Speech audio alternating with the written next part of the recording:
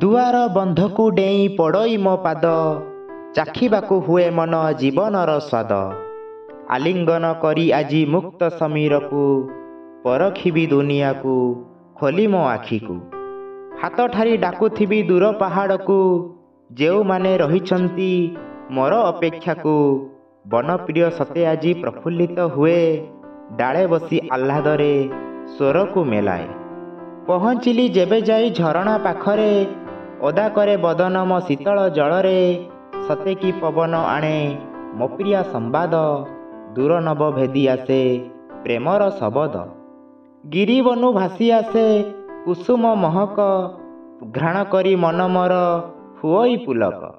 ଧରଣୀ ବକ୍ଷରେ ସୁପ୍ତ ହୋଇ ତରଙ୍ଗିଣୀ, ହସ ବଦନରେ ମତେ ଚାହେଁ ବୈତରଣୀ। ପ୍ରକୃତି ସଙ୍ଗୀତ ସହ ଶୁଭେ କୋଳାହଳ, କିଏ ଆସି ଭାଙ୍ଗିଦେଲା ସଙ୍ଗୀତର ତାଳ। ମନୁଜ ପ୍ରଦେଶେ ହୁଏ ପ୍ରକୃତିର ଶେଷ, ପ୍ରକୃତିର ନାଶ କରେ ପ୍ରକୃତିର ଦାସ। କାଟି ଅରଣ୍ୟକୁ ଗଢ଼େ କଳକାରଖାନା, ପରାଜିତ ହୋଇ ଧରେ ବିଜୟର ବାନା।